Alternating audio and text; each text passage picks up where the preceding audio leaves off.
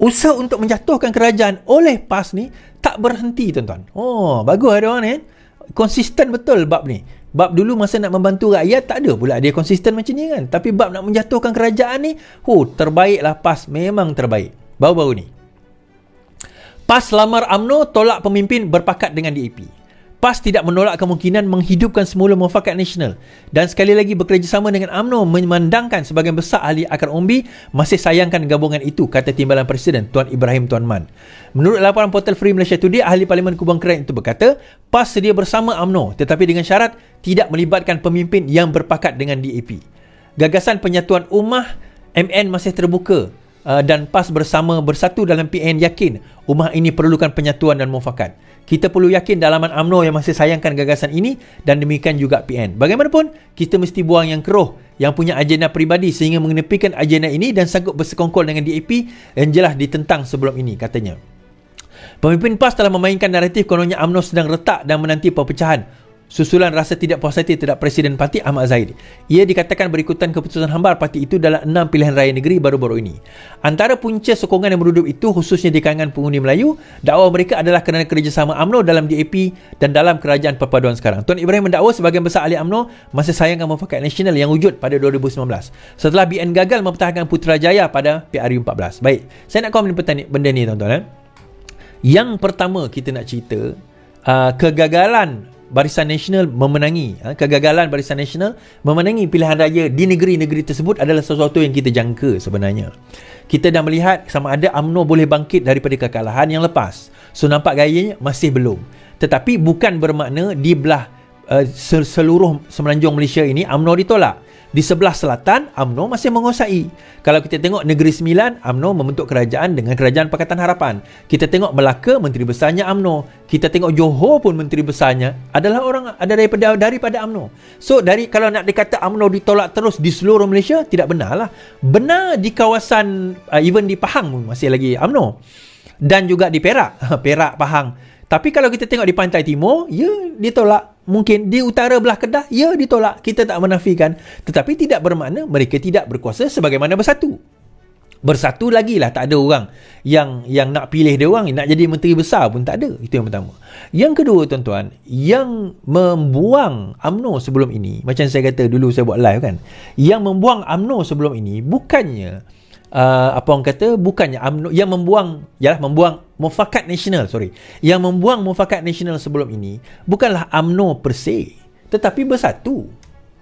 Sebenar hakikat ialah Muafakat Nasional ni sepatutnya adalah gabungan di antara PAS dan juga UMNO pada waktu itu. Tolak tepi MIC MCA pada waktu itu. Bersatu tak nak join, bersatu tak nak sebab ada UMNO kat situ. Mereka tak nak. So daripada situ kalau kita lihat, yang nak bersama dengan PAS pada waktu dan ketika ini bukanlah mereka yang benar-benar nak bersama dengan PAS. Mereka ni pun sebenarnya golongan-golongan yang kecewa berkemungkinan besar dengan UMNO yang ada sekarang. Tak dapat dicalonkan dan sebagainya. Dan untuk kita nak kata UMNO tidak ditolak secara total, macam saya kata tadi, Pahang, Perak, Melaka, Johor menteri besar daripada UMNO. Negeri Sembilan sebahagian esko daripada UMNO termasuk Selangor. Mungkin Pulau Pinang kot. Tetapi bersatu. So adakah bermakna bersatu ditolak menteri besar langsung? Dia tak ada. Dia tak memegang mana-mana negeri pun. Malah di Kedah pun 3 exco, Kelantan dan Terengganu 1 exco seorang. So adakah dia PAS cuba nak mengecilkan bersatu? PAS cuba nak menjatuhkan bersatu sekarang ini dan nak bersama dengan UMNO kembali? Itu satu persoalan. Saya rasa PAS dah tak nampak dah sebenarnya kekuatan bersatu ni untuk dia nak menang pilihan raya yang seterusnya.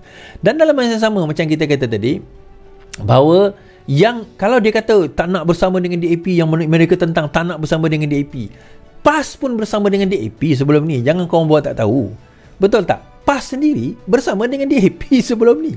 Janganlah korang buat tak tahu. Ya, dia orang tahu tapi dia saja je buat-buat tak tahu. Padahal dia sendiri siap peluk cium lagi Lim Kit Siang, Lim Gon Eng tu. Jangan lupa Hadi peluk cium si Lim Kit Siang dengan Lim Gon Eng. So, dan yang terakhir sekali, kalau sekiranya UMNO nak bersama dengan PAS di dalam Muafakat Nasional, persoalan utama siapa?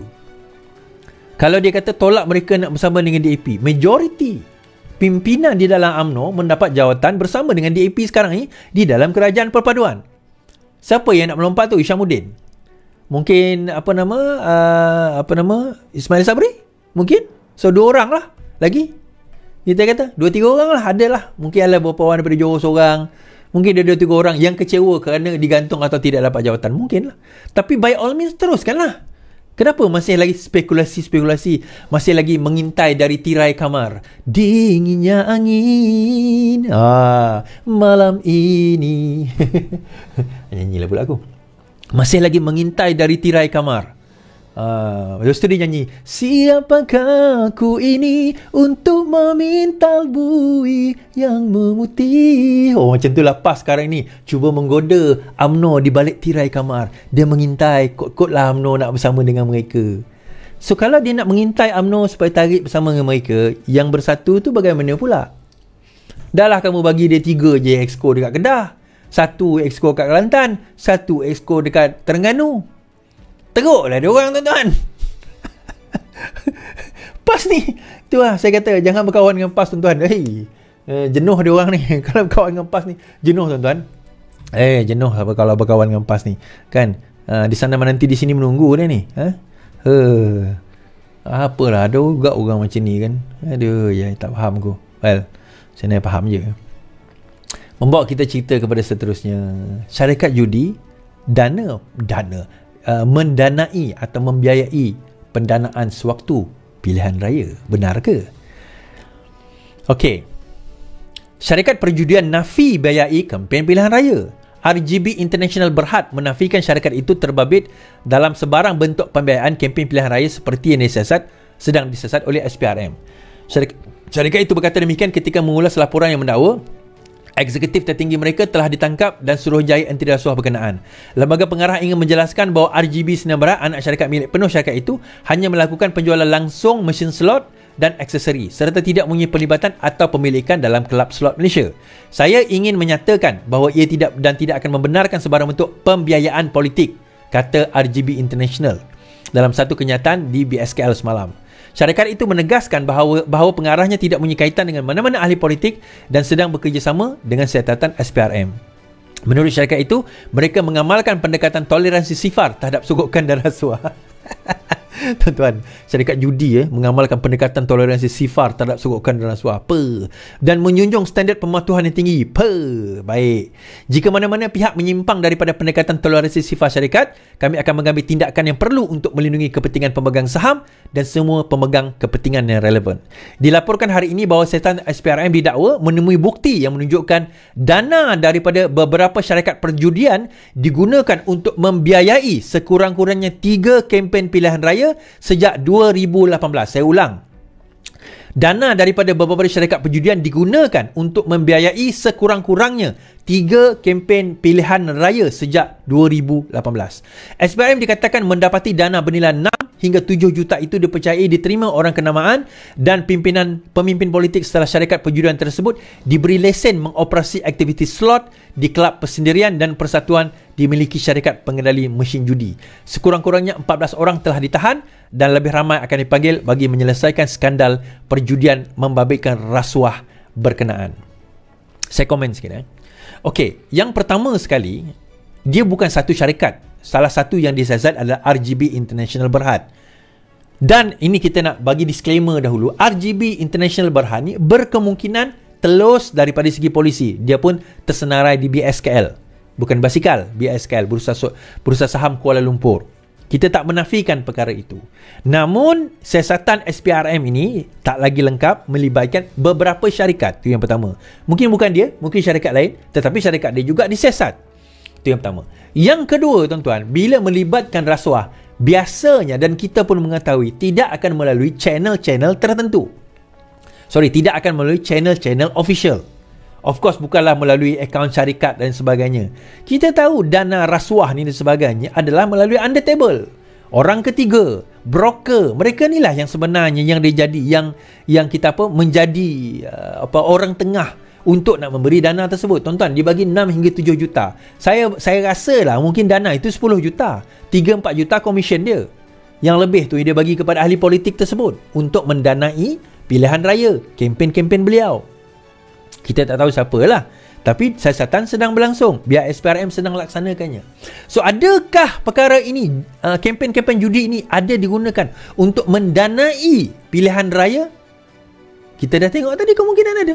Daripada 2018 perkara ini berlaku. So siapa mereka? Kita kena tengok dan kita kena open minded. Daripada sesiapa sekalipun, kita kena terima hakikat ini. Termasuklah PAS. Kalau PAS menerima dana daripada judi, kalau daripada judi, ahli-ahli dia kena terima lah bahawa orang dia menerima dana daripada judi. Tapi mungkin dia tak terima direct. Dia mungkin tak terima direct dana judi tersebut. Oh, ini adalah dana judi, terima. Mungkin dia tak terima direct macam tu. Tetapi berkemungkinan orang lain yang terima bagi pada dia. Ni ada duit, nah kau ambil lah duit ni, kau gunalah untuk pilihan raya kempen korang. Mungkin. Ini cerita mungkin, tuan-tuan. Dia pun mungkin tak tahu sumber itu datang daripada judi. Ya, ada kemungkinan dia pun tak tahu sumber itu datang daripada judi. Tetapi tidaklah menyebabkan bahawa ataupun menolak kemungkinan bahawa ataupun menolak realitinya duit itu adalah duit judi. Siasatan SPRM sendiri mendapati bahawa memang terdapat. Demi untuk nak letak slot-slot itu di tempat-tempat tertentu, maka mereka telah memberi dana judi. Soalannya, kepada siapa, tuan-tuan? Jeng. Itu nantilah. Sekarang ni biarlah SPRM melaksanakan tugas. Saya nanti jam degan nanti susah saya. Susah saya. Biarlah.